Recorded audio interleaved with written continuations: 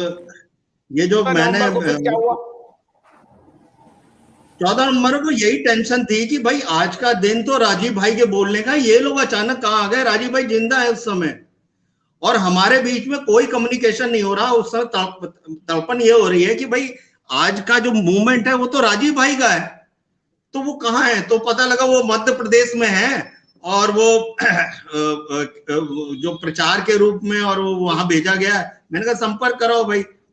मैं स्टेज के बगल, रामदेव जिस गाड़ी से आए थे उसमें उनके जीवनदानी बच्चे भी होते 2-4, तो वो मेरे बगल में ही खड़े हुए थे। मैंने कहा आज राजीव भाई कहाँ है, राजीव भाई को होना चाहिए आज की स्टेज में, तो ये सब हमारे लिए काम के नहीं है, ये कौन लोग आ गए अचानक। तो वो भी चुप था, कहने लगा भैया मैं कैसे बताऊं। मैंने कहा मेरे पास नंबर नहीं है। मैंने कहा यार मेरे को नंबर दो, मैं बात करना चाहता हूँ। जब मूवमेंट शुरू हो गई है तो इसमें तो राजीव भाई होना चाहिए। तो राजीव भाई नहीं थे उस समय। और सच पूछो ये 15 रोज में हमसे बात भी नहीं हुई राजीव भाई से। अचानक ही सुबह हमें खबर मिली 30 नंबर की, और ये पूरा मैं आपको ये दिखा रहा हूँ। इसमें जो हत्या में शामिल विदेशी एजेंट, जो मैंने टाइटल करके पोस्टर भेजा आपको, इसमें पूरी वो फोटोएं डली हुई हैं जिसमें अरविंद केजरीवाल, रामदेव और अन्ना हजारे। और ये 14 नवंबर की पिक्चर है। मुझे एक वीडियो मिला है जिसमें भारतीय जनता पार्टी के तत्कालीन उस वक्त जो प्रदेश अध्यक्ष थे डॉक्टर हर्षवर्धन जी, जरा मैं उनका वीडियो प्ले करता हूं। अभी जिस एजेंट की बात आप कह रहे हैं, जरा उनका वीडियो प्ले करिए मीनाक्षी। हाँ, जरा देखिए जरा वीडियो। ये भी जवाब देना बाकी है कि सीआईए की एजेंट, वो नौजवान लड़की जिसका नाम ली है, जो न्यूयॉर्क यूनिवर्सिटी में रिसर्चर रही है, उसने अरब देशों के अंदर भी अनेक स्थानों पर अनेक काम करके अनेक पेपर्स लिखे हैं जो इंटरनेट पर उपलब्ध हैं। और जो लड़की इनकी कबीर संस्था के अंदर भी काम करती रही है, वो इनकी कबीर संस्था के अंदर कौन से निर्देश इनको के लिए।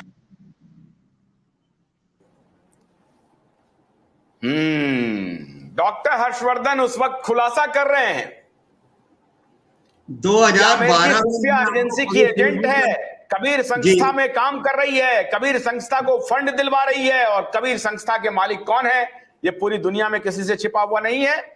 आप यही बात कह रहे हैं ना? तो अब आप ये कह रहे हैं कि भाई रामदेव जी का स्वाभिमान ट्रस्ट चल रहा था और भाई राजीव दीक्षित उसको लीड कर रहे थे, यकायक ये कबीर संस्था वाले कैसे आ गए? हाँ, जबकि भारत स्वाभिमान ट्रस्ट बन चुका था। जो भारत स्वाभिमान ट्रस्ट राजीव भाई थे उसके कर्ता धर्ता।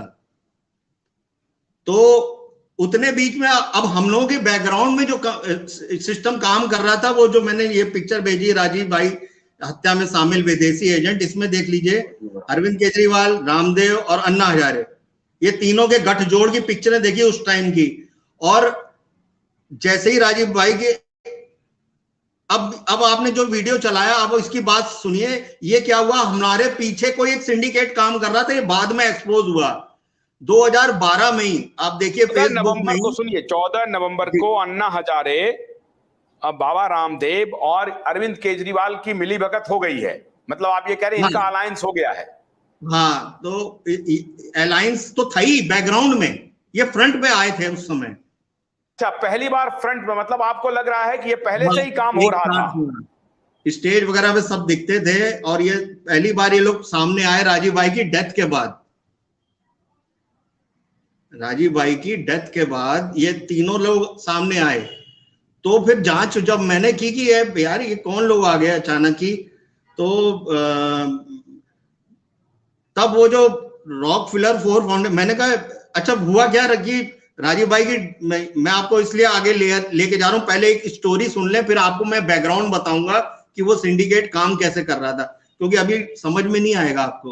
तो ये मैं आपको बता रहा था 14 नवंबर को ये इवेंट हुआ जिस समय राजीव भाई जिंदा थे, और 10 नवंबर जिस दिन राजीव भाई की डेथ हुई, उस समय सब लोग हरिद्वार में थे। और एक प्रेस कॉन्फ्रेंस, ऊपर देखिए लिखा है भारत स्वाभिमान ट्रस्ट द्वारा आयोजित, दिल्ली में प्रेस कॉन्फ्रेंस हो रही थी। अरविंद केजरीवाल ने फर्स्ट टाइम यहां पे मीडिया को फेस किया था, और इसमें वो सारे मैक्सिमम, सबको नहीं कहूंगा, एक इसमें मैक्सिमम लोग मैक्से अवार्ड विनर है। और मुझे गुस्सा इस बात की थी कि इसमें राजीव भाई की चर्चा क्यों नहीं हो रही है। क्योंकि इतना महान व्यक्ति हमारा साथ छोड़ गया, तो इसमें चर्चा क्यों नहीं है।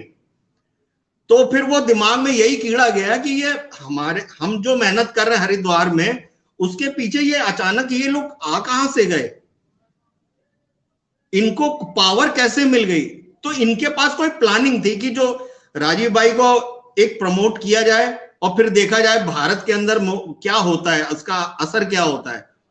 तो वाकई में बात सही थी कि भारत के अंदर भूचाल आ गया, और जैसे ही वो भूचाल हुआ तो पीछे से ये मैक्से अवार्ड विनर जो ये गिरोह है, ये सक्रिय हो गया। और फिर जब बाद में हम लोगों ने खोज की तो कि इसको फंडिंग कहां से हुई, आपने देखा होगा फेसबुक 2012 का मैंने खुलासा किया था, रॉकफेलर फोर्ड फाउंडेशन से इनको फंडिंग हुई है। तो हमारी उस रिपोर्ट को किसी न्यूज चैनल वाले ने भी सर्च किया, और जैसे ही फोर्ड फाउंडेशन की साइट्स पे जाकर के पता लगा कि इन लोगों को ये फंडिंग हुई है, और ये लेडी इसमें इन्वॉल्व है जो ट्रेनिंग दे के आई है। तो ये स्मृति ली नाम की एक लेडी थी। अब देखिए, जो मनीष सिसोदिया और अरविंद केजरीवाल को ट्रेनिंग दे रही है 4 महीने से, पूरा वीडियो आप चलाइएगा तो उसमें मजा आएगी आपको, वो क्या रामदेव से नहीं मिल रही होगी? जब इन लोगों की सांठगांठ है, ये लोग एक साथ बैठे हुए हैं, एक साथ इन लोगों का मिलना जुलना है, आप देखिए पूरा इवेंट इन लोगों ने किया, तो क्या वो लेडी रामदेव को नहीं ट्रेनिंग कर दे रही होगी? और क्या इस बात की ट्रेनिंग नहीं दे रही होगी कि रामदेव जी अब आप पीछे हट जाइए, ये अब अन्ना वाला गिरोह आएगा?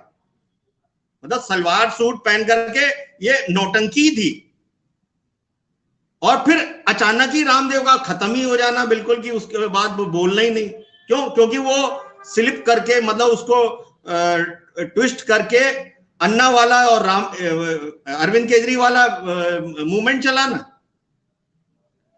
मतलब राजीव भाई की मौत के बाद वो किस तरीके से ड्रॉप करना है और इसको डेवलप करना है और ये मीडिया में हाईलाइट करना है।